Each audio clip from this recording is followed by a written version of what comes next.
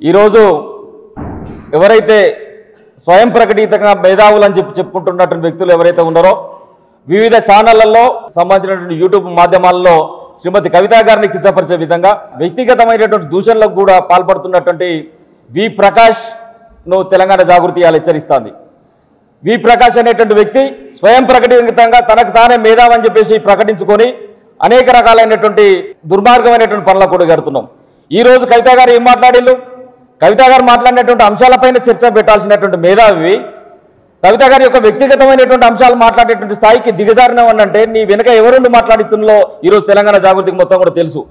ఇలా కవిత గారు ఏం మాట్లాడిల్లు? కాళేశ్వరం సంబంధించినటువంటి కమిషన్లో ఆ యొక్క కాళేశ్వరం ప్రాజెక్టులో అవినీతి అనేటువంటి జరిగింది. ఈ అవినీతి అనేటువంటి జరిగితే ఇది గౌరవ ముఖ్యమంత్రి మాజీ ముఖ్యమంత్రి వర్యులు ఎవరైతే ఉన్నారో కేసీఆర్ గారికి ఈరోజు ఈ అవినీతి మరకలు అంటించినటువంటి కుట్రదారులు ఎవరు? ఇలా ఇరిగేషన్ శాఖ మంత్రులుగా ఆ రోజున పనిచేసినటువంటి హరీష్ రావు గారు, బహుళజాతి సంస్థలైనటువంటి కాంట్రాక్టర్ సంబంధించినటువంటి తీసుకొచ్చినటువంటి సంతోష్ రావు గారు, మెగా కృష్ణారెడ్డి, ఎల్ఎన్టీ లాంటి నిర్మాణ సంస్థలు దీంట్లో భాగస్వామ్యం అని చెప్పేసి కవిత గారు మాట్లాడితే నీకు చేతనైతే వాటిపైన ఇలా నీ పదనైనటువంటి పదాలు ఏమన్నా ఉన్నా కానీ నీ భావదారిద్ర్యం ఏమైనా ఉంటే దానిపైన చూపించుకోవాలి. వి ప్రకాష్ ఈరోజు కవిత గారి పైన వ్యక్తిగతంగా మాట్లాడుతున్నావు. నువ్వెవరు? 6 నెలలు నువ్వు బయటికి పోని చెప్పడానికి నువ్వెవరు వి ప్రకాష్ అని చెప్పేసి తెలంగాణ జాగృతి ప్రశ్నిస్తుంది. 6 నెలలు నువ్వు పో, లేకపోతే నేను నోరిపుతా. నేను కేసీఆర్ కుటుంబంలో సభ్యునిగా నేను నోరిపితే నీ రాజకీయ భవిష్యత్తును బొంద పెడతా. నీకంత సత్తా ఉందా? నీకంత సత్తా ఉందా? కవిత గారు రాజకీయ భవిష్యత్తును బొంద పెట్టే సత్తా ఉందా? నీకు కూడా ఒక బిడ్డ ఉంది కదా.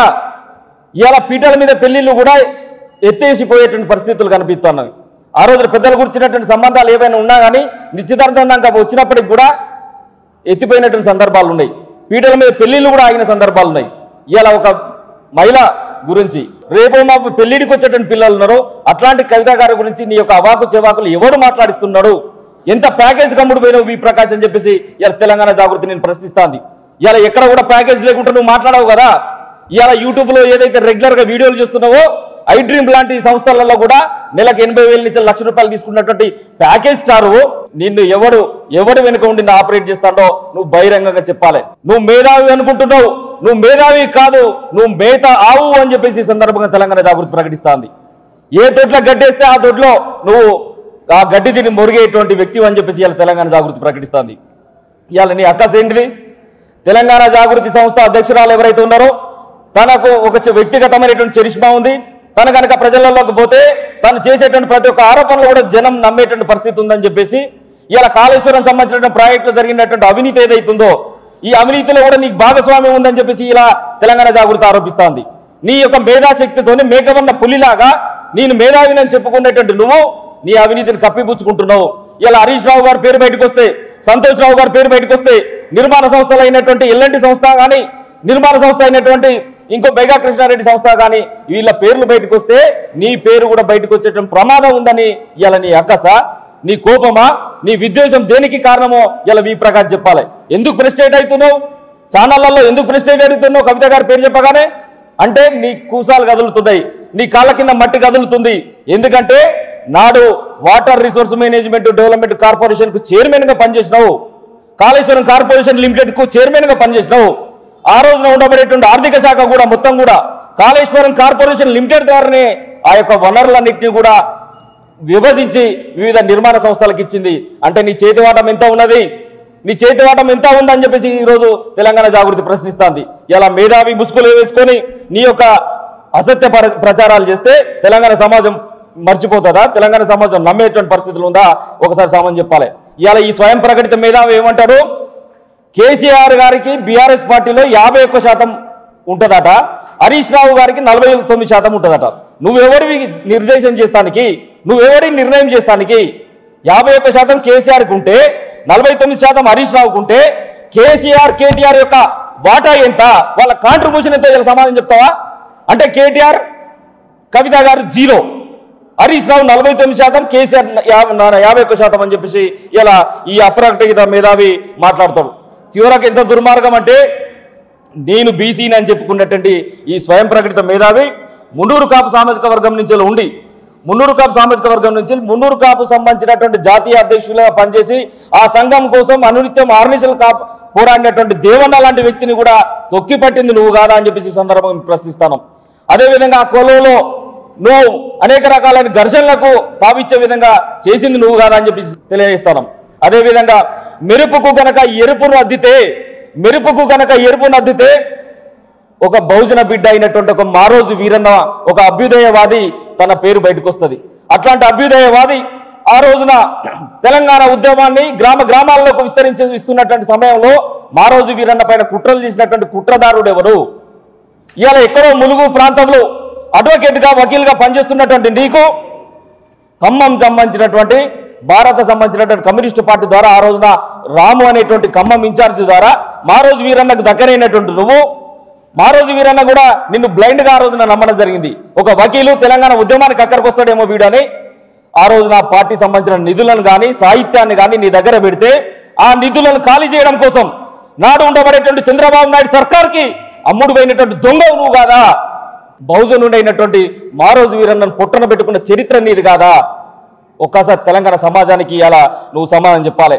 సిద్ధేశ్వర్ అనేటువంటి ఒక కొవ్వొట్టును పట్టుకొని ఆ కొవ్వొట్టును లొంగబరుచుకొని బహుజన బిడ్డ అయినటువంటి మారోజు వీరన్న పుట్టబెట్టుకున్నటువంటి నీచ చరిత్ర ఒక నరరూప అంతకునివి నువ్వు ఈరోజు మేధావి అనేటువంటి ముసుకేసుకొని కవిత గారి పైన విమర్శలు చేస్తే తెలంగాణ జాగృతి చూస్తూ ఊరుకుంటుందా?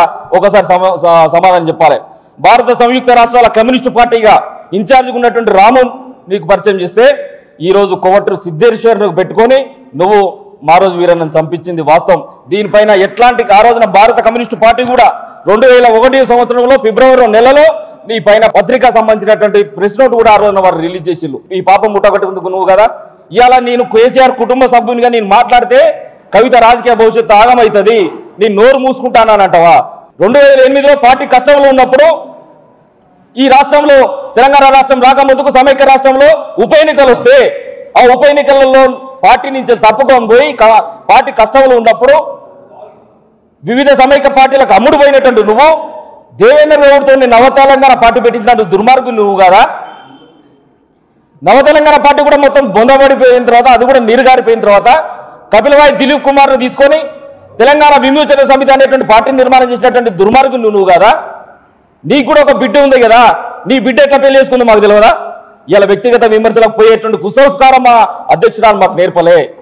ఒక ఆడపిల్ల మీద మాట్లాడేటప్పుడు నోరు జాగ్రత్త, పర్సనల్గా మాట్లాడాల్సిన పరిస్థితి కనుక వస్తే నువ్వు ఏ చర్చలో కూర్చున్నా తెలంగాణ జాగృతి సంబంధించిన కార్యకర్తలందరూ కూడా ఒక గెరిల్లా తరహా ఉద్యమాలు చేసినటువంటి బిడ్డలం, ఉద్యమ ఉగ్గుపాలు తాగినటువంటి బిడ్డలం, సర్దార్ సర్వాయి పాపన్న సమ్మక్క సారక్క రాణి రుద్రమాదేవి చాక లైలమ్మ పౌరుషాలం పుణికిపుచ్చుకున్నటువంటి బిడ్డలం. ఏ చర్చలో నువ్వు కూర్చుకున్నా గుంజి బయటికి గుంజిని నీకు చెప్పు దెబ్బల పాలు చేసేటువంటి విధంగా తెలంగాణ జాగృతి ఖచ్చితంగా కంకురబద్దులై పనిచేస్తాం. తస్మాత్ జాగ్రత్త విప్రకాశ్ అని చెప్పేసి ఈ సందర్భంగా హెచ్చరిస్తూ ఇవాళ రామన్న గారిని కూడా ఈ సందర్భాన్ని ప్రశ్నిస్తాను. ఒక మేధావి ముసుగులు వేసుకొని పార్టీకి సంబంధం లేనటువంటి వ్యక్తి, కేసీఆర్ గారిని ఎప్పుడు కలిసిండో కూడా తెలియనటువంటి వ్యక్తి ఈరోజు వివిధ ఛానళ్ళలో కూర్చొని సొంత చెల్లె తోబుట్టు మీద ఇట్లాంటి జుగుస్పాకరమైనటువంటి అంశాలను మాట్లాడుతుంటే, వ్యక్తిగతమైనటువంటి అంశాలను మాట్లాడుతుంటే రామన్న నీకు కొంచెమన్నా పద్ధతిగా అనిపిస్తూ ఉందా? బయట ఆడపిల్లలను ఎవరో కిడ్సైడ్ చేస్తేనే మనం రగిలిపోతాం. అట్లాంటి బిడ్డలం మనం, తెలంగాణ బిడ్డం. ఇలా సొంత చెల్లెపైన అట్లాంటి అవాకులు చివాకులు మాట్లాడుతున్నటువంటి వ్యక్తి పైన ఇంత దుర్మార్గంగా అతను ప్రవర్తిస్తుంటే మీరు తన నోరుని ఎందుకు కట్టడి చేస్తలేరు రామన్న? ఒక ఆడపిల్ల ఏమడిగింది రామన్న? మీరు జాగ్రత్తగా ఉండండి అన్న, నాన్నని జాగ్రత్తగా కాపాడుకోండి అన్న అని చెప్పేసి అడిగింది. కాళేశ్వరంలో జరిగిన అవినీతి నా నాయనకి ఈ టైంలో ఈ వయసులో అవసరమా అని అడిగితే ఆడపిల్ల పైన ఇంత దుర్మార్గంగా మాట్లాడిస్తుంటే సొంత తోడబుట్టిన అన్నగా నువ్వు మాట్లాడకపోవడం మా అందరు కూడా బాధ అవుతుంది రామన్న. దయచేసి దాని పరంగా ఒకసారి ఆలోచన చేయని చెప్పేసి ఇలా రామన్నని కూడా రిక్వెస్ట్ చేస్తాను. ఇమాన్షు నీ సొంత కొడుకన్నా తన పైన బాడీ షేమింగ్ ఆ రోజున ఆరోపణలు చేస్తే నీ మనసు ఎంతో గాయపడింది.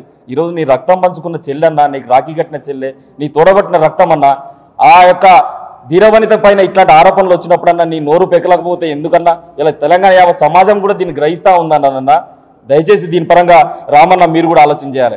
ఇలా ఇంకా వి ప్రకాష్ గురించి మాట్లాడదలుచుకుంటే, వి ప్రకాష్ లాంటి దుర్మార్గుడు తెలంగాణ ప్రాంతంలో ఉండబడేటువంటి సామాన్య మధ్యతరగతి కుటుంబాలను కూడా మొత్తం చిరిమేసే విధంగా క్వాంటమ్ లాంటి బిజినెస్, ఎంఎల్ఎం సంబంధించిన మార్కెట్ విషయంలో, అదేవిధంగా ఆమ్వే లాంటి సంబంధించినటువంటి బిజినెస్ల విషయంలో అన్నిట్లో కూడా తను తీవ్రమైనటువంటి ఇబ్బందులకు గురి చేసేసి పామన మధ్యతరగతి కుటుంబాలను మోసం చేసినటువంటి నీచ చరిత్ర ఇవాళ ఎవరికన్నా ఉందంటే అది వి ప్రకాష్ ఉన్నది అన్నటువంటిది ఇవాళ తేటతెల్లమయ్యేటువంటి పరిస్థితి ఉన్నది. వి ప్రకాష్, ఇప్పటికైనా నీ నోరు అదుపులో పెట్టుకో. ఒక ఆడబిడ్డ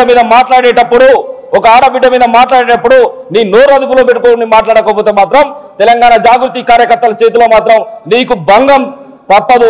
భౌతిక దాడులకు కూడా ఏమాత్రం వెనకాడమని చెప్పేసి వి ప్రకాష్ ని ఈ సందర్భంగా తెలంగాణ జాగృతి పక్షాన హెచ్చరిస్తూ ముగిస్తున్నా. జై తెలంగాణ, జై కవితక్క, జై కవితక్క, జై జాగృతి. ఖబర్దార్ వి ప్రకాష్, ఖబర్దార్ వి ప్రకాష్, ఖబర్దార్ వి ప్రకాష్.